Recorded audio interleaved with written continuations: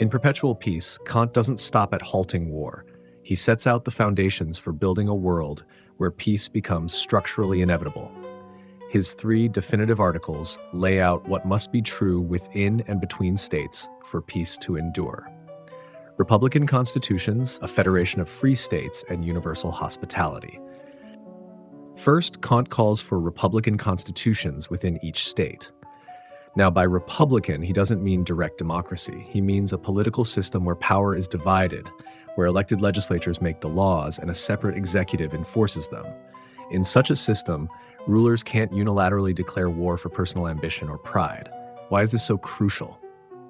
Because when citizens, the very people who pay for war with their lives and livelihoods, have a say, war becomes a last resort, not a tool of politics.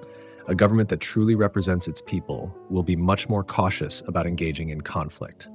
For Kant, this internal restraint is the first step toward real peace.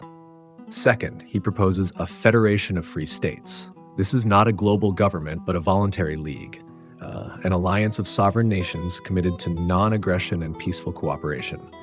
They agree to settle disputes through reason and dialogue, not through force. This federation provides a basic legal structure and international rule of law that helps prevent the chaos of unregulated power struggles between states.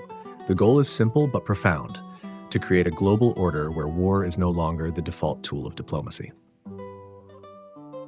Third, Kant introduces the concept of universal hospitality, or what he calls the cosmopolitan right. This means that when a foreigner arrives peacefully on your soil, you must treat them with respect, not as an enemy, but as a fellow human being. This right doesn't mean full citizenship or residency, but it does mean protection, dignity, and the possibility of peaceful interaction.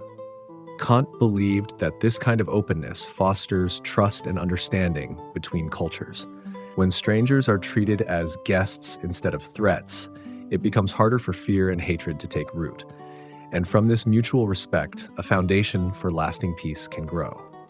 These 3 principles, republican constitutions, a federation of peaceful states, and universal hospitality, aren't just isolated ideals. They reinforce each other.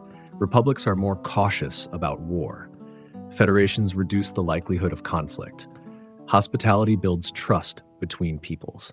Kant believed that with these structures in place, humanity could escape the endless cycles of conquest, revenge, and destruction.